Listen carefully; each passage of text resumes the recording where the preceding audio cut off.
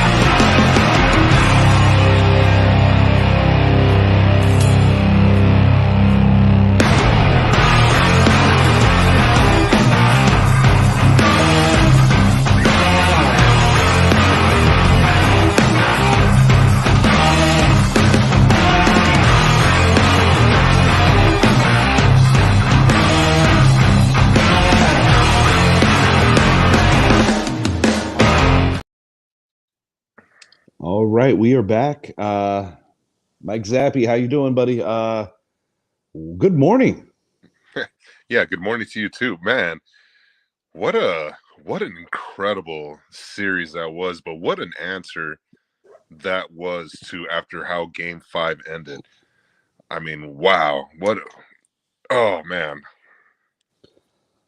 Yeah, the grittiness and the resilience that this Knicks team has shown at so many different junctures of the year, it quite frankly is very inspirational. I mean, when you look at the way that they blew Game 5, we spoke on it in detail literally 24 hours ago. Um, the way that they have endured the many, many injuries that they've had over the course of the year. You know, coming into the season, Julius Randle in many metrics was the heir apparent in a lot of people's eyes to Jalen Brunson. You know, two completely different players, but both with a lot of worth to what the Knicks' ultimate goal was, to try to win a championship this year. You know, the additions over the course of the last couple of years. Last year, bringing in a Josh Hart. This year, bringing in a Dante DiVincenzo. Reuniting that cast from Villanova, who, as you flat out stated on your socials, showing that championship pedigree.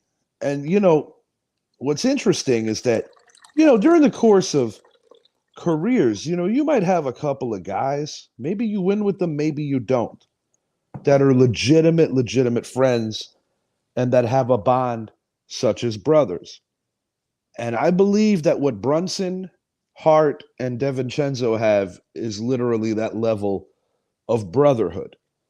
And while having great teammates and you may be great on the court, maybe not that tight off it, what these three young men have is a very deep bond, and it runs deep. It's not just basketball.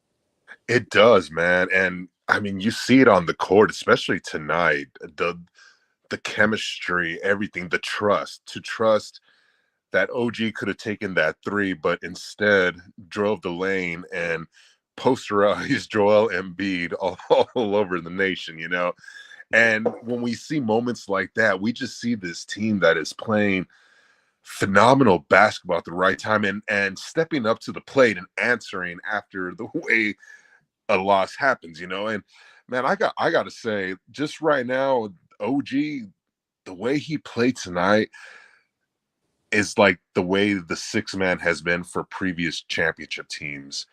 As that's the way I look at it, because when I think of the Knicks right now, I think of the trio, the Villanova trio. But then when you throw OG in there, it's, oh man, it is fun to watch right now. It is fun to watch because, like you said, this team is showing a lot of grit, and this is the kind of fight that I love watching. This is the kind of fight that reminded me back of basketball, gosh, 20 years ago, 25 years ago, and that's something that we have missed in the ECF, and just the rivalry at stage, everything. I love it.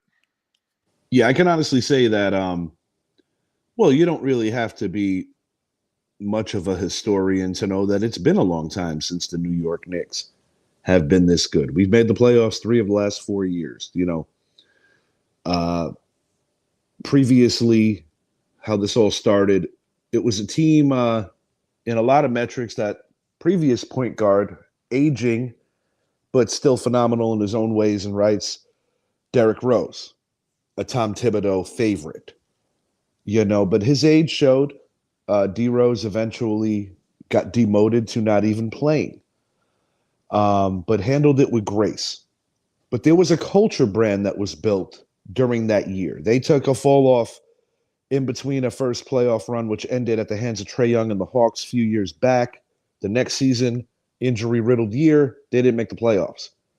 Last year, heartbreaking stuff after being in a position to probably play in the ECF. They lost in 6 very frustrating games to a Miami Heat team that overachieved. It was a great coaching display by Coach Eric Spoelstra.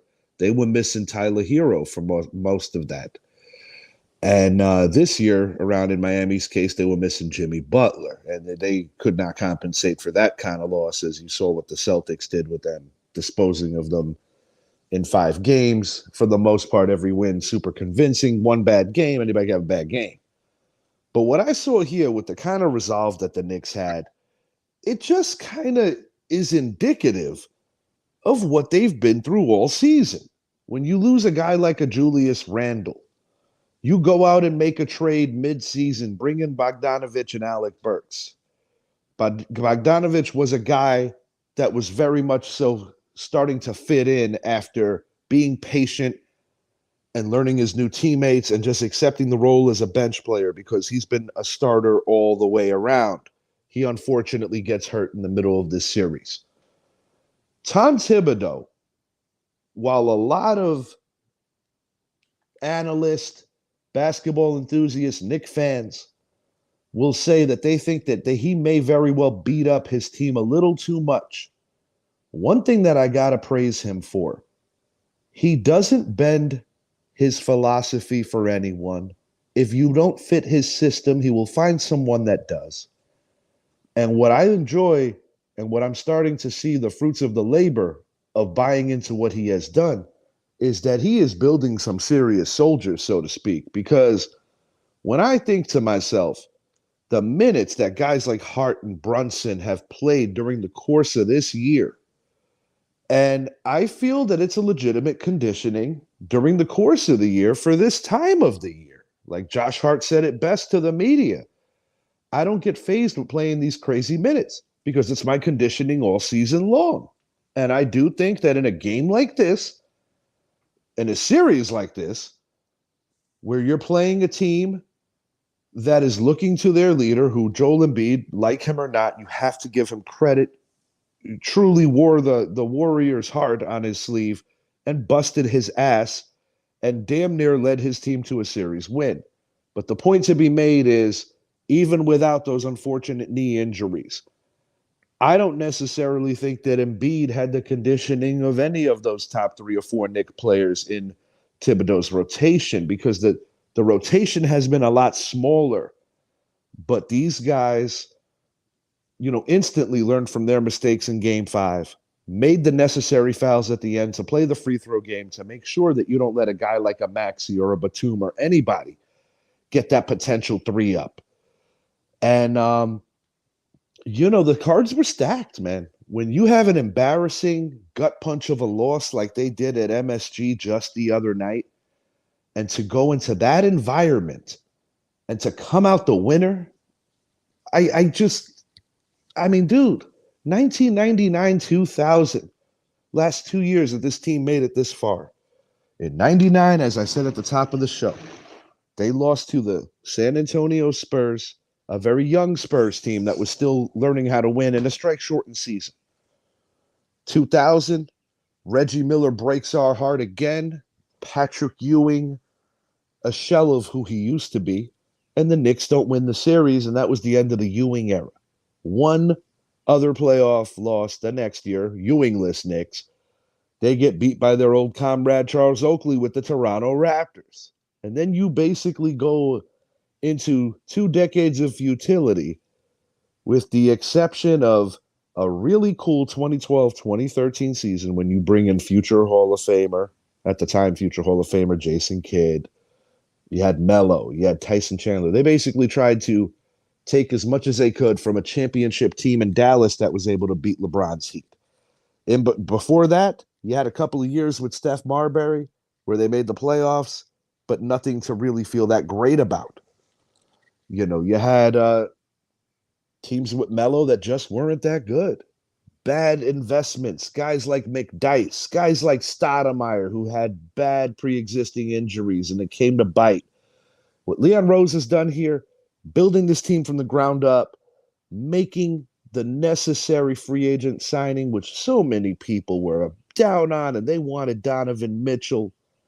I've been a Knicks fan for a very long time, Mike, and I must admit that his ascension right now is starting to touch that top 5 territory when you think about New York Knicks lore. When you talk about Patrick Ewing, you're talking about Walt Clyde Frazier, you're talking about Earl the Pearl Monroe and Willis Reed. That's like the territory where this man is at right now.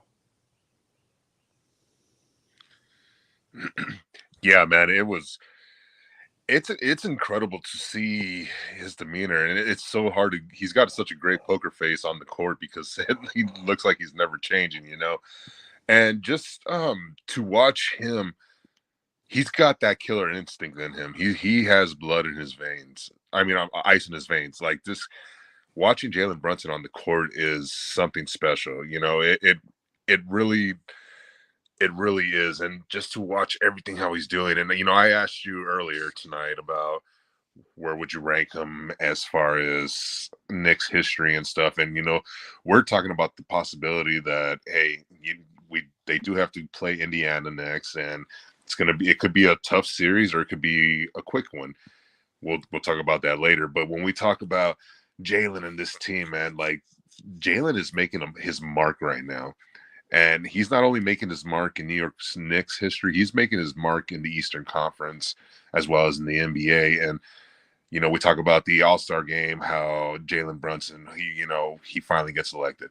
Then we look at he's not an MVP finalist this year. They announced the top 3. He was probably number 4, but he should definitely be in that conversation.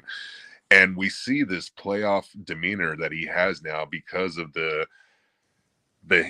previous couple seasons that this Knicks team has gone through. So if there's one thing this team has is a lot of experience now when it matters most. And man, I know there's a lot of talk like Boston. They're the team, 60 plus win team. Like they look great in this, but are they really unstoppable? No, absolutely not. In today's game, no one is. And it comes down to who's playing the best at that time of year, and when you see what the Knicks overcame tonight, I mean, the game was 93-92.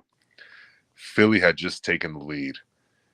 The Knicks could have easily folded that point. Mm-hmm. So when you blow a 22-point lead before halftime and you got the emotions of the crowd and you've even got new additions to the city of the Philadelphia sports world, one Saquon Barkley sitting courtside. It was intense. It was intense. The emotions were on full display of both fan bases. Joel Embiid so quickly got into the hatred category of a Michael Jordan or a Reggie Miller so quickly. And it's crazy, man. Like you talking about all this, and you talking about Saquon being there with AJ Brown, and I had texted you. I would love to see Jalen Brunson break his own record tonight, and only to find out later that he joined an illustrious, I mean, a very prestigious. When I say prestigious, Jordan's not on there, LeBron's not on there, Kobe, Wilt, Kareem, the list goes on. It is pretty much every NBA player with the exception of two guys. Two guys, man. Now, you mentioned the GOAT, Michael Jordan, and I got a little stat for you here, Mike Zappi. I'm actually typing it as we speak. This is a good one. Get ready to read it. You read it out. Jalen Brunson is the first player to score at least 37 points in 4 consecutive playoff games since Michael Jordan. Now, I want you to think about the weight of that sentence that you just read that I typed. Think about all the players that have played since 1993's playoffs. The great ones, the Shaqs, the Kobes, the Duncans, the Steph Currys, LeBron James, KD, yada, yada. And this is the guy. To put it in perspective, we're talking all this GOAT stuff all the time. Why isn't LeBron's name here? And I'm not, this is not an opportunity to take a shot at LeBron. I'm just saying that. It's mine, though. You just gave me some fuel.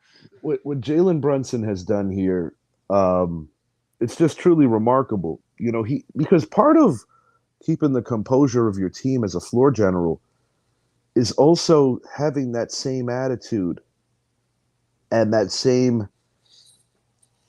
calmness that's transmittable to your teammates when things are going wrong. Because I'll be honest with you, Zappy, I've watched the Knicks a long time. I'm not going to sit here and tell you that when they blew that 22-point lead, I thought things were going to be okay. I was hopeful because one thing I've seen about this Knicks team, even in Game 5 when they lost, their defense takes it up to a different place in the fourth quarter, and they feel very comfortable playing in these kind of games because there were some key plays in this game. Yeah, and I wanted to ask you about that. You know, if you can go back to this specific game, you yourself, I mean, I was enjoying the game because I'm a basketball fan. You were watching this game because you're invested into this game. And I'm not going to sit here and tell you I enjoyed it.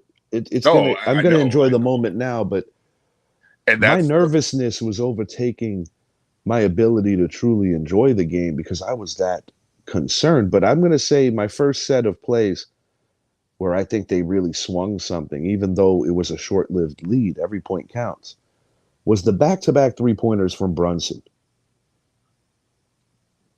Like, I'm talking when tied game to a 6-point lead. Oh yeah, really, both those shots were such beautiful, and the sound that they were all net. And then you talk about OG Anunoby doing something very unselfish. He had an opportunity to pop a three, and I'll be honest, I think he would have made the shot. But to take the higher percentage shot, which is running up the lane, beating everybody to the rack, knowing that Joel Embiid is vulnerable and he can't get off under normal circumstances, and he's about to be a poster in some kid's living room and some kid's bedroom pretty soon. You know what makes that play even better is, I'm sure the play you're going to name next is how he goes full circle. OG drove in, and Josh Hart, we know what happened. Yeah, you know, shout out Brett. He did make a point that Josh Hart, it was his time to shine, have a big moment. And not only that, but to make up and redeem himself for his part in the Knicks collapse. It's not fair to blame one player whenever a team collapses because there were other things that went wrong too. Right. But when Josh Hart was able to fake the pass, and I think he almost froze the D because we all know that Josh Hart, while I love his confidence, and I think his presence is invaluable because, you know, he's the kind of player that cannot score a point and still make an impact. There's not a lot of dudes in any era of basketball that you could say that about. You know, one guy that jumps off the page would be former Chicago Bulls and Detroit Pistons great, Mr. Dennis Rodman, because he's the type of dude that can affect it on the rebounding metric and as a pesky defender that gets under the skin of others and just makes it so hard for premier scorers to get it done. He did it very well in Chicago. He was a younger player learning from some of the most cerebral goons. They weren't just guys that knocked Michael Jordan out his ass. Those were smart players in Detroit. And Yeah, when Rodman got to Chicago and basically had that specific role to be the best rebounder he can possibly be, the best defender, just an energy guy, and occasionally, put a ball in the hoop occasionally. Um, Now, in Hart's case, his offense isn't as putrid as Dennis's. But the thing is, it's been no secret. Idris and I have spoke about this. Whenever our off season is, I hope it's after a parade. Josh Hart has to work on his mid range game as well as his free throws. The confidence that he's been showing behind the 3-point line and having the fearlessness to take those shots makes it so appropriate that he would wear number 3 because that was John Starks' number, and Starks spoke so highly of him. And it's great to see the old guys back. You look at the home games in addition to your celebrities that actually really do love this team, like the Chris Rocks, the Spike Lees, the Tracy Morgans, the Ben Stillers. But to see Mello in the house, Larry Johnson, John Starks, Patrick Ewing was in the house the other night. It's really incredible to see these guys coming back and embracing this team, and should this team win this year, possibly next year, if they don't win this year, it's almost like fulfilling the dreams of some great Knicks players that unfortunately weren't able to live that out. One fella, Michael Jeffrey Jordan, made sure of that with the help of his of the best sidekick in NBA history, Scottie Pippen, and of course, we split 6 different series with Reggie Miller over the course of the 90s and 2000s, really screwing each other out of championships when Michael wasn't doing it to both of us. So, you look at that metric of it, and to your point, what you said earlier, this kind of gives you that 90s vibe of Eastern Conference basketball, war of attrition, just beating the ever living crap out of each other, and kind of like the last team standing. I do want to take this moment, although I can't stand Philly sports teams, but I do want to say a congratulations to a couple of my favorite fans of theirs, uh, Mr. John Nast, as well as our guy Joe Gallagher. Really awesome sports fans, regardless of team affiliation. Class acts through and through. They were talking to us during the game. But I want to congratulate the Philadelphia 76ers on a very good season. And although I am not a Joel Embiid fan, one thing that I will never deny is that guy's will to win and his will to do anything possible, even if it's bending the rules, to do anything to help his team win a basketball game. And I also think that Tyrese Maxey really elevated his game, has a lot to be proud of. And going into next year, he's going to be an even better player this time next year. Philly, I don't think it's a complete blow up. I think they're going to try to reload one more time.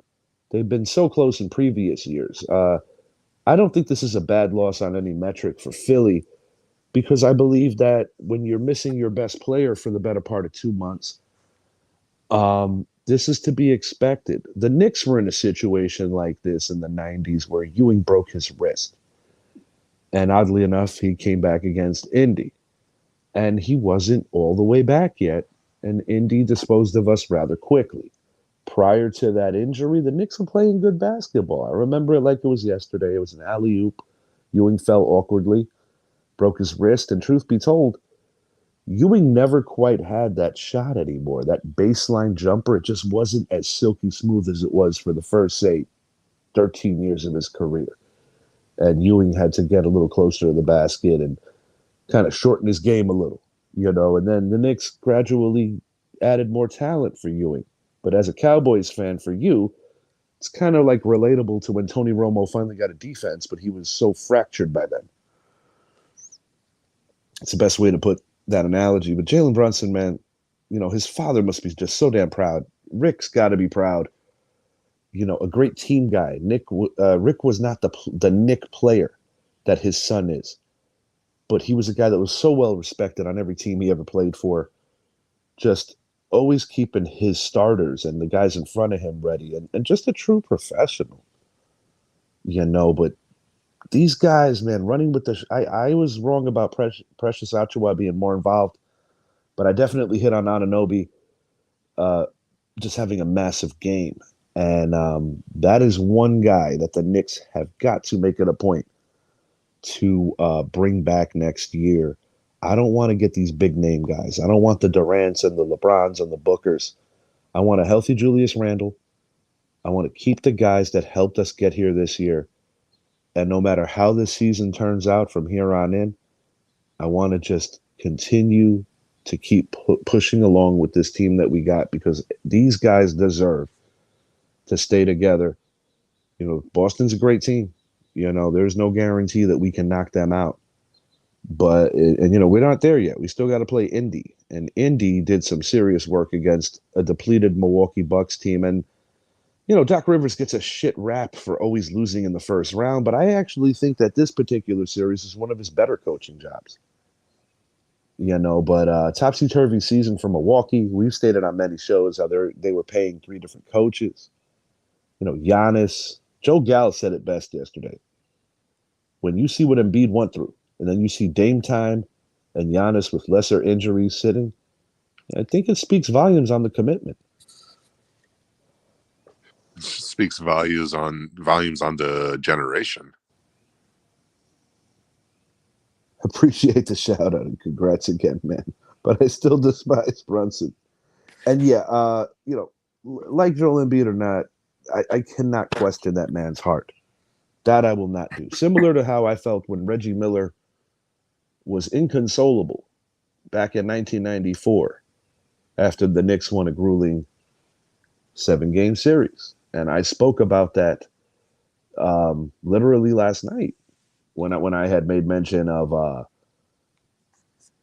this eerily reminded me of that 94 season where the Knicks had to win that game on the road. And this was not a win or go home situation for the Knicks, but it was a get some rest and don't have to come back to the Garden for a game 7. Next time you come to the Garden, it's for a game 1. And, too many things can go wrong in a game 7, no matter who the competitors are, no matter who the teams are. And the Knicks knew that, and they showed the sense of urgency even after getting Philly's best punch multiple different times in this game. Philly had 7-8 point leads a couple of different times even later in the game. And the Knicks showed a lot of resolve, man, because I'm not going to lie. When they blew that lead, I really didn't think it was going to be our night. Yeah, and that's what I was going to get at is, we were talking about key plays from the game, and what 2 plays would you say that helped lead this team back on their comeback? Being down so big early in the game. I'll be honest with you, Zappy. There's so many that really revolved around just constantly getting those second, third, and fourth opportunities, because we weren't shooting the ball all that great. But I'm talking about those energy plays. OG Anunoby, Josh Hart. Hartenstein had a little stretch there where he has that little push shot inside of 7-8 feet from the basket. On TV, it looks closer, but it's really about 7-8 feet from the basket where, he was taking advantage as well of Joel Embiid's weaknesses because of the double down knee issues. He's going to have to heal. And like anything else, I liken it to when the Giants played an injured Rob Gronkowski. You take advantage when an elite talent is not his best. And the Knicks did that tonight. And the Knicks also did that in Game 5 and Game 4. Game 5 wasn't all bad. It was just a horrible final minute. That's very true. What? All right, so you know, I Second like. chance, to answer your question, sorry.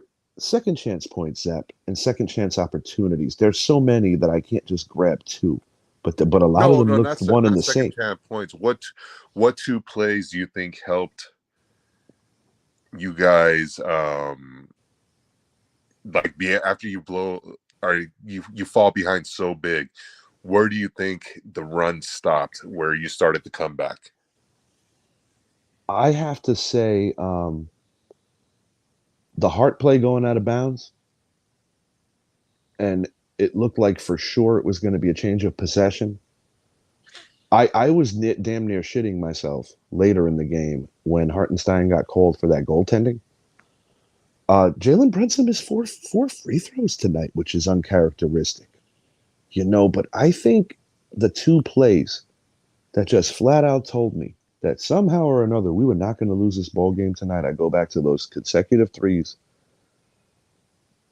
right in front of the Philadelphia bench from Jalen Brunson. That those two showed me that no matter what was going to happen tonight, that man would not be denied, and that man was in a different kind of zone that few players get to in these critical kind of moments that separate superstar from, dare I say, legendary playoff performer. And I think that Jalen Brunson is starting to get into that territory. He was very vocal about how that final turnover in South Beach last year really haunted him all summer. He spoke candidly about it. He was very emotional at the press conference last year after losing to the Heat because he felt like he cost his team a series. The fact that he was so hard on himself, I think, was ridiculous because without him, we would have never gotten as far as we did last year either.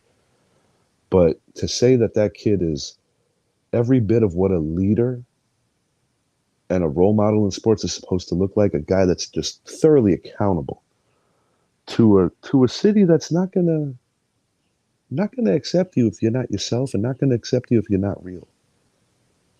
And that's a big part of being a New York sports icon, player first, icon eventually, hopefully, is that you have to stand out not just with your play, but who you are underneath the jersey or the uniform. And I think in Jalen Brunson's case, that's part of the reason why he has the key to the city, so to speak. And he hasn't done it all the way yet. He hasn't got down the canyon of heroes like the Derek Jeters yet or the Mark Messiers. But great night to be a Knicks fan. Great morning to be a Knicks fan. I'm losing sleep, but I wasn't going to miss an opportunity to praise my team and to honestly to praise these playoffs. These playoffs have been really excellent thus far. So with the Pacers coming up here, each team's going to get the equal amount of rest. We saw what the Pacers did tonight. What would you say are going to be three keys for the Knicks to be able to defeat the Pacers, whether it's in 4, 5, 6, 7 games? Well, first of all, not feel yourself too much. The New York Knicks are in a strange position where they are expected to win. Similarly to last year when the Miami Heat beat the Milwaukee Bucks, I myself, as many other Knicks fans, felt that we were catching a massive break because the Bucks were the more talented team. The more talented team doesn't always win. And there is a little bit of a vendetta between Tom Thibodeau and Obi Toppin, at minimum, some bad feelings. I, for one, was not pleased when Obi was traded, but I also feel that he wasn't going to be able to be his best version of himself as a player unless he moved on from New York, and I am happy that he found his place with the Indiana Pacers. My initial prediction is going to be Knicks in 6, similar to yours. I do believe that the Knicks are going to win 2 games on the road, and they're going to drop one at home, similar to what happened here. I think that Indiana team has a lot of heart. I believe they are well coached, and I believe that they have a great deal of confidence, and they're not phased. They're not concerned about playing teams with more notable stars, and I don't think that they're necessarily petrified of the big lights of MSG. But I believe that I would not be the least bit surprised if it goes damn near identical to what we just saw here. I did say on a previous show that I felt the Knicks needed to go undefeated at home to make the Eastern Conference Finals, or to make the NBA Finals for that matter.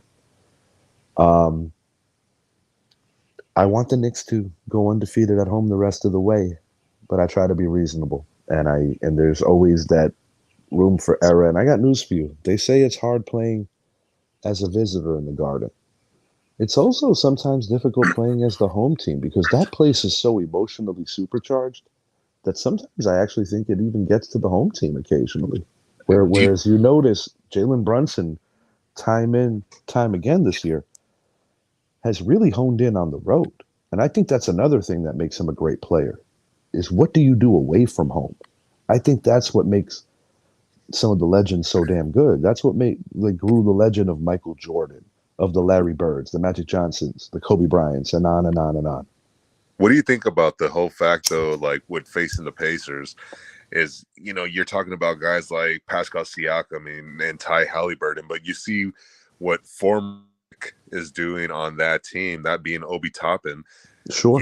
How about the storyline behind that he is going to now be facing his former team, and you can't tell me he's not going to be extra motivated to go out there and perform at a high level. Like how are the Knicks going to be able to slow down Siakam and Halliburton first of all? And then how are they going to be able to go after a Toppin coming off the bench, or a McConnell, or looking at perhaps Naismith? He's been playing real good for this team. This Pacer team has a lot of weapons. What things do you think you need to do? Well, first and foremost, I think our two centers, which I actually believe is the best center duo in the league. Hey, I sent a shout out last night to Mitchell or to Robinson, and how I thought he was going to have an impact tonight for the Knicks. Yeah, I was hard on him uh, at different junctures of the season. And granted, he missed a good chunk of it. But, it's not easy to come back from what he came back from. But to answer your question, Zap, I believe that the New York Knicks need to keep their centers out of foul trouble. And I also believe that, their two best scoring threats are going to get theirs. I think it's imperative that you make sure that you're going to limit the supporting cast, the 3, 4, 5 scorers, and a pretty good bench. And, and on the nights that you're getting scorched by one of those two gentlemen that you just mentioned, you got to let somebody else beat you. Because if that's the case, I believe that the Knicks are going to win out more times than not. And I do want to send another shout out to Dante DiVincenzo. I said it on the show yesterday to Joe Gal. I said it directly to him. I said, listen, man, I understand Tibbs is old school, but he has to understand that not every player on his team is going to be an all-world defender. If you're getting that effort, which DiVincenzo definitely brings, you got to leave him on the court and trust him a little bit, because you cannot always account when you're doubling and tripling Jalen Brunson late in the game and he's exhausted and he's just trying to find the next open man. And that's where guys like Hart and DiVincenzo have really stepped up, as well as Anunoby, because they're making some big shots that Brunson couldn't take because he has the defense draped on him. And the beauty of that is that when you start burning people, because you have to respect what these other guys could do, like early in the series, Philly was basically daring Josh Hart to shoot. And I think it actually built his confidence.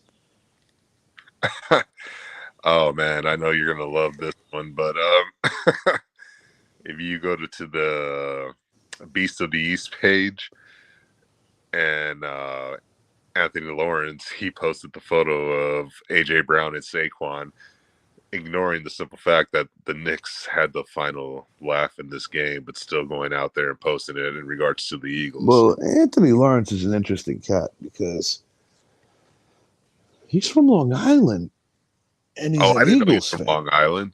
Yeah, I don't think he does either. Um, all I'm gonna say is, according to what I understand, I think he gained his fanhood during the McNabb era. And there's some roots. I mean, I guess, he did go to Syracuse University, but with New York being such a melting pot and having so many different fans, so many different people of all walks of life. I mean, shoot, I remember being a young guy when the New York Giants were kind of going through that transition period post Parcells. And the Dallas Cowboys are in the midst of a dynasty, and you saw a lot of cowboy hats walking on the streets of New York. I mean, shoot, dude. My brother was in the building for the double nickel, and the Chicago Bulls were like a traveling show, even when Jordan was rocking the 45.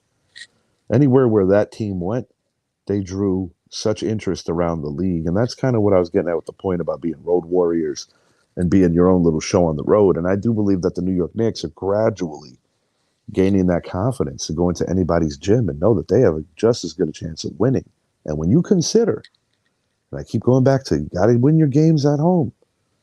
The Boston Celtics are 14-14 over the last 28 playoff games at home. They have actually been quite excellent on the road. If the New York Knicks could hold serve, assuming that we get that far, I do believe that the Knicks have it in them to at least win one in Beantown. But that's a little bit of ways. Just back to my point that winning at home, it's just so important, especially when you're the higher seeded team.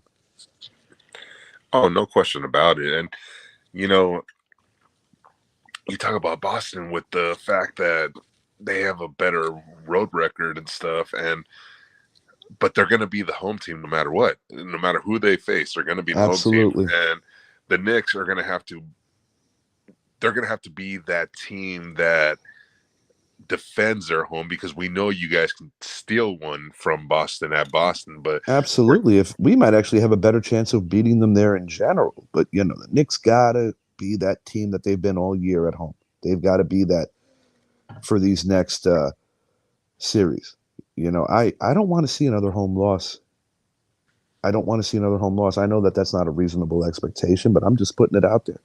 If the Knicks can be that team at home, I think they're going to go to the finals. I really do. There's a little more to it than just, depth and the records and the kind of year that this is a whole second season.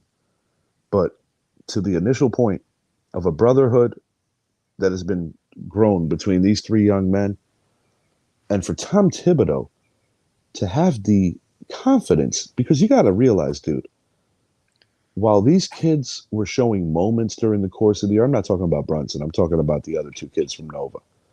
Julius Randle was still considered the second best player and the second best option offensively on this team.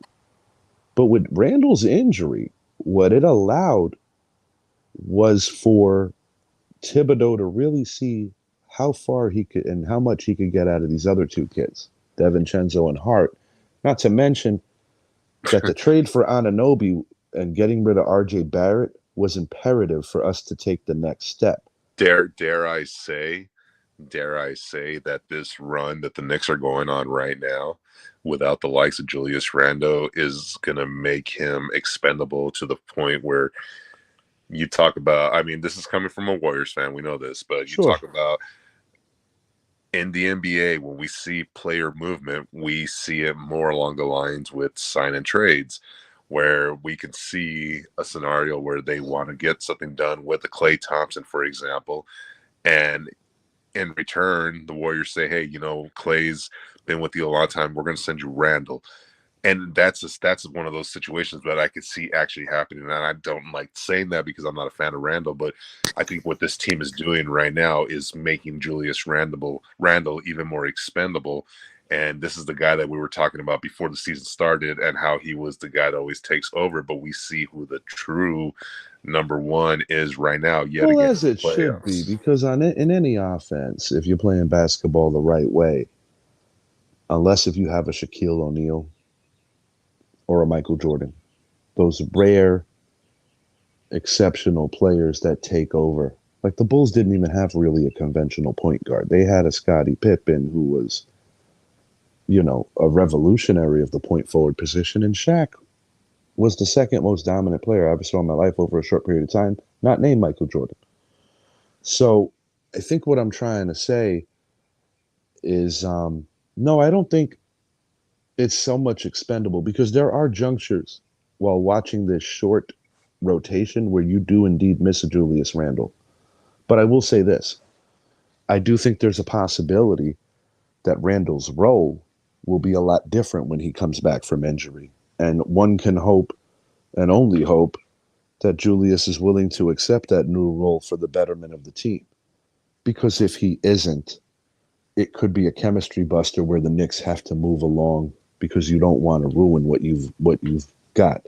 But OG Anunoby will be a free agent. That man has to be retained. And at all costs, you have to keep that Nova trio together. But I think the Knicks are smart enough to know that that is a priority. Julius Randle, I'm not above trading him, but I want it to be for the right reasons. I think Julius Randle deserves the opportunity to mesh well with his new teammates next year, hopefully as defending world champions, but at minimum as a team that's going to be on a mission because they came so close yet again. Anything short of an ECF, I said earlier, would be a failure. Losing to a team like the Boston Celtics, there is absolutely no shame in that. But I'm not going to bow to them, nor should the Knicks.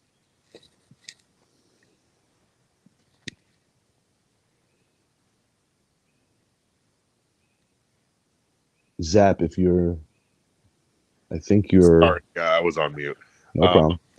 no, I was saying that no, I don't think you guys should bow down to them, as I don't think you should bow down to anybody. I think we see what Jalen Brunson's mentality is right now. It's not him.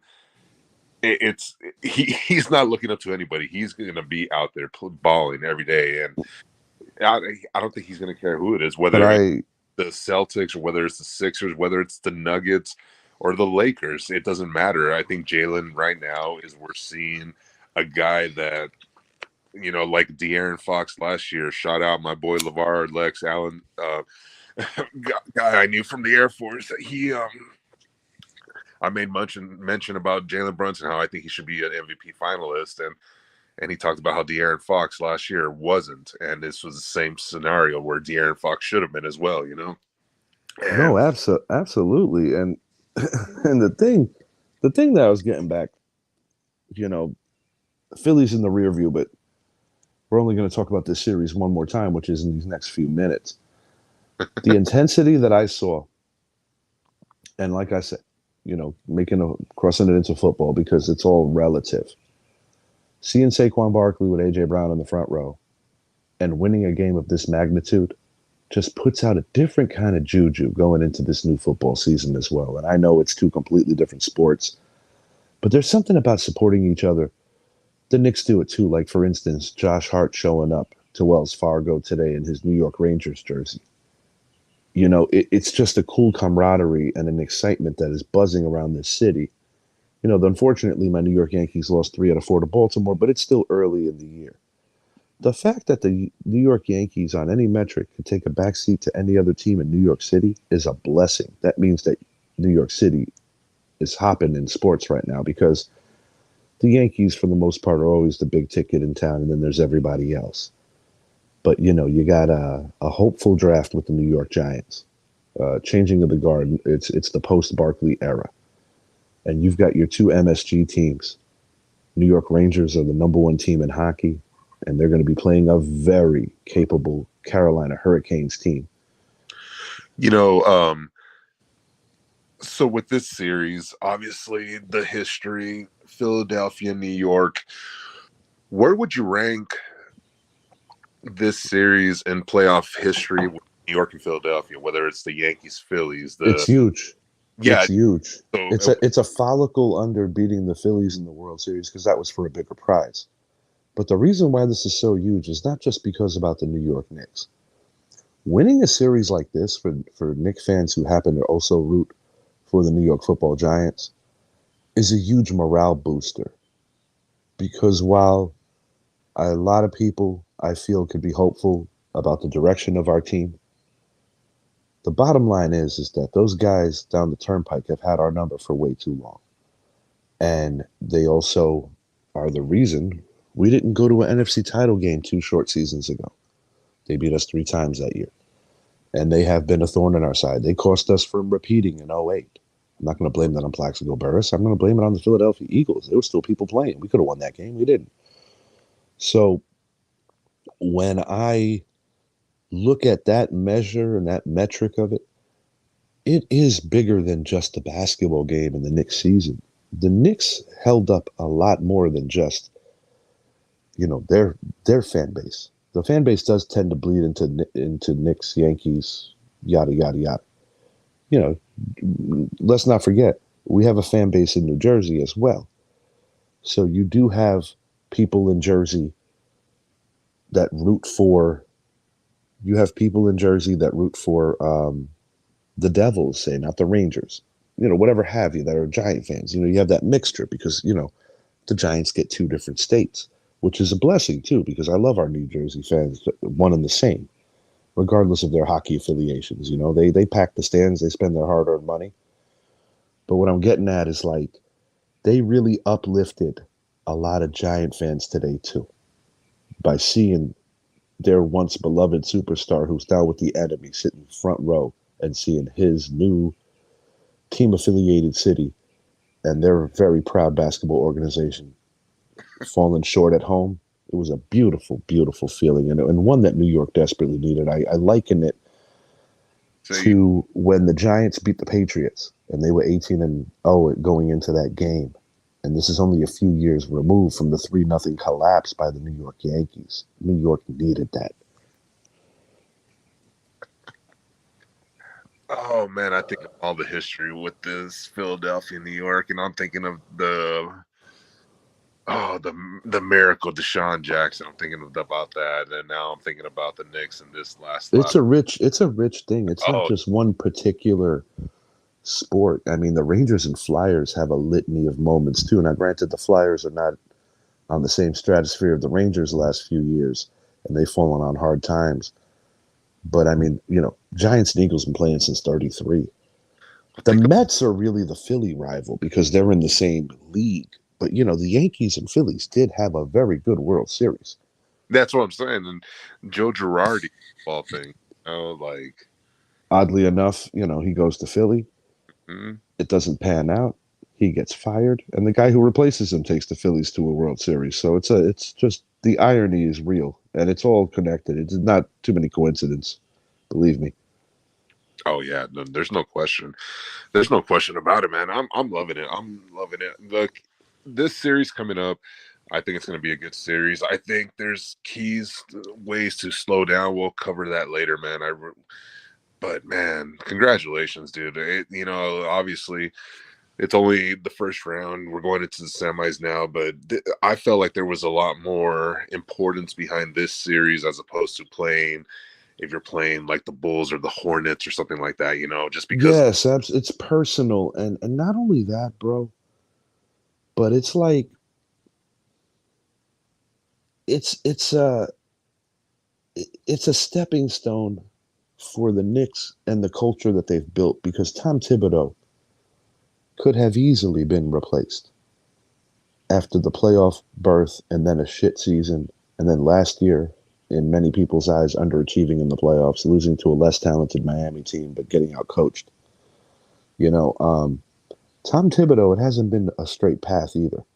And one thing that I respect Tom for, and I said it at the top of the show, he does not switch it up for what he truly believes.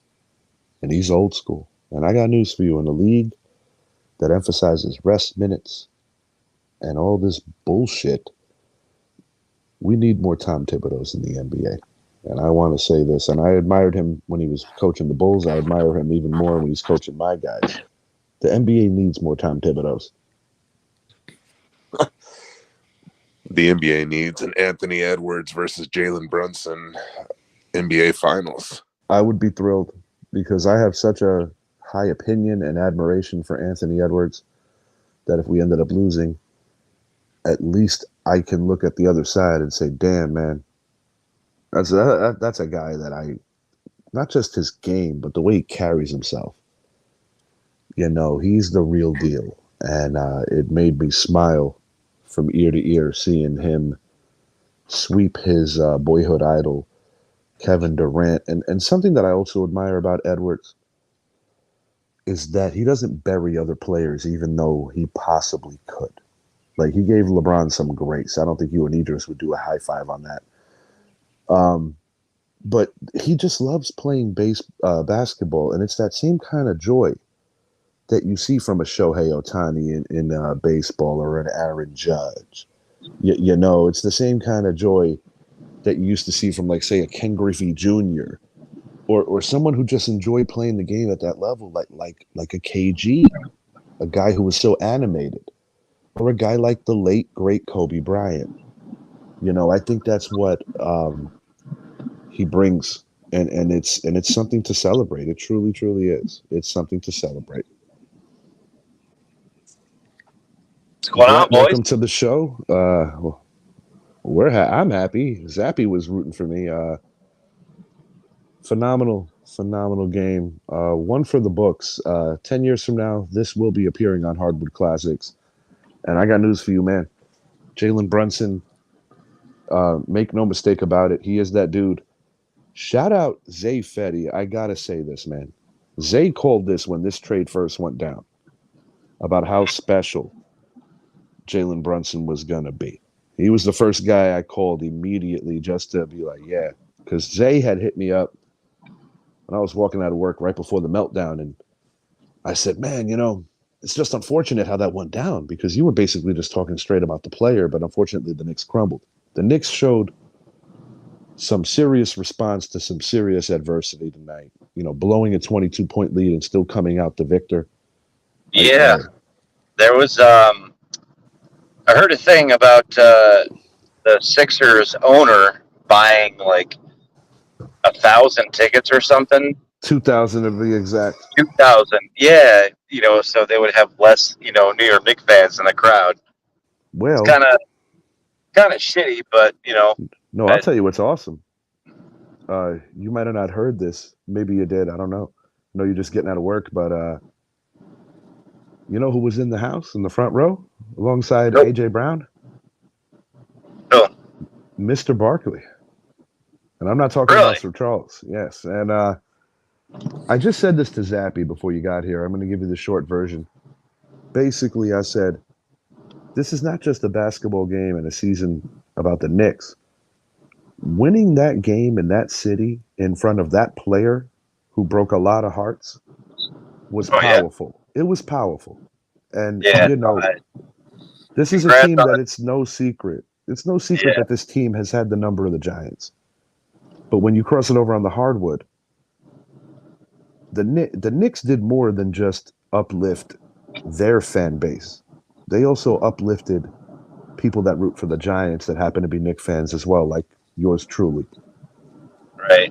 No, this was a powerful win. Congratulations on that dub, man. I really thought that series didn't go 7. It looked like it there for a while. No, I mean, Hart came through. As you stated, he hit the dagger. Yeah. He hit the dagger, and he came out with some big rebounds too. Every night. That's why he stays in the game. Even if he's not shooting the rock, he's always going to get on the glass. But that's the difference in this series. Bottom line. All right. New York Knicks. So you got glass. You got Boston now? No. We're going home. Getting ready for Indy. Boston. If you guys beat the Cavaliers. Yeah. But if the Magic win the next 2, they will go to Boston. And if Cleveland wins one of the next 2, they will go to Boston. It's going to be Cleveland and Boston, but I am pulling for Orlando. I think Orlando, I have that fantasy that I want to see Orlando somehow beat Boston, and I will be in the building watching the New York Knicks against the Orlando Magic at Amway. That's a big ask right there. I'm not worried. I'm going to enjoy this right now. Yeah, enjoy it while you got it, dude.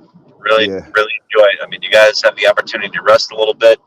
First time since the year 2000 that the New York Knicks have won back-to-back playoff series and gotten this far. Check out this stat, Brett. I got to read this to you. Jalen Brunson is the first player to score at least 37 points in 4 consecutive playoffs games since Michael Jordan in 1993. Yeah. Not the self-proclaimed GOAT. He's balling, dude. Not the self-proclaimed GOAT. He is balling. Brett, we are coming up on the very end here. What do you want to say before we get the hell out of here? I I mean, I'm sorry I missed the majority of the show. Nah, don't be sorry. You were working, dude. But no, congratulations on the dub, man. You guys deserved it. This is gonna be a fun playoffs to watch, man. I'm excited. Anything goes. Win or go home. It's gonna be fun to watch, man. You guys, the Knicks. They're fun to watch. They really are. They're fun to watch. Hey, all right, I have to ask it real quick. I have to ask for both of you guys. I know it's a long shot. I think the Magic are going to win tomorrow to force a game 7. But in the event, I do as well. In the event that we have ourselves a Magic versus Knicks series, who are you guys going to game 3 or game 4? I'm gonna do everything in my power, regardless if I have to come out of pocket or not. I will be in the building. Yeah, there's only so many connections Bretsky has. No, I don't. I will be there. I would love to get some. I would love to get some playoff tickets, but that's a tough thing to get. No, I'll be there, and no, I gotta pay. I gotta pay. I will be there. I ain't worried about that. I will be there. If that happens, I'll be there. But let's be real. That's look not at the happening. bright side, Rich. Like, if my folks would be in town, so if I can get the old man to a Magic playoff game, woo! Yeah, that would be cool. I mean, I'd love to see the Magic upset the Celtics, but I'm trying to keep it semi-real. I don't see any way. If anybody's going to beat the Celtics in the East, it's going to be the guys that won tonight. I do firmly believe that we have a puncher's chance against that team. And I said it to Zappy before you got here. I want to say one last thing. You know how we have bitched and moaned on previous shows about rest minutes and all that other bullshit. And one thing that I admire about Tom Thibodeau, I said it to Zappy earlier, he has these guys conditioned because he kicks their friggin' ass all year long with the short rotations, that when the moments are the brightest and when everybody's huffing and puffing, you still got that little bit of extra to keep going. And that is a big part of what Tom Thibodeau has done. I mean, you had guys like OG, unfortunately, get injured. And sometimes it does come with injuries, but I do think it's a legitimate toughness. And in some cases, when you come over from a different organization like OG did, it's almost like a baptism under fire. But I just want to say this from the most sincerest place in my heart. I don't care if it's 2024. It's still Knicks tape. It's also Bing Bong. It's also fuck Philly. And it's also fuck the Philadelphia Eagles. I'm not going to name drop anybody that plays for the Eagles because I don't want to do that. But he's just as good as a career Eagle. In your face, Saquon, right in front of you. 0 for 1, baby. I am very pleased. To say I'm happy would be an understatement. I am so proud of my ball club. It's been a long time coming. And I got news for you, man. Everybody says that they're the best fans in the world from different fan bases, and they have different reasons to say so. But I got news for you. The life of a New York Knicks fan is not a straight path, and it's not an easy one. But I could never, under any circumstance, root for another team. And if these guys ever win a world championship, I don't care what's going on. I will be at that parade. I believe it, dude. No, it was a good win tonight for you guys, man. You guys needed that for sure. I am beyond proud. Just beyond proud. For Zappy and for Bretsky, I am Richie, and we will be back in the very near future. Look for my picks on IG tomorrow. I'll be giving you my take on that. We got a Game 7 going on in the NHL night after tomorrow. Toronto Maple Leafs, Boston Bruins, as I predicted it. I did call the Game 7 there. I was one off on my Knick prediction. I did predict the Knicks in 5. Unfortunately, it lasted an extra day. And Derek, where you at, buddy? My Western picks have been quite mighty on point. For the boys, I am Richie. Great night to be a Knicks fan. And actually, an even better morning because it actually is morning right now. Brett, get home safe. Zappy, love you, buddy. Love you, boys. Have a great night, everyone. Later, boys.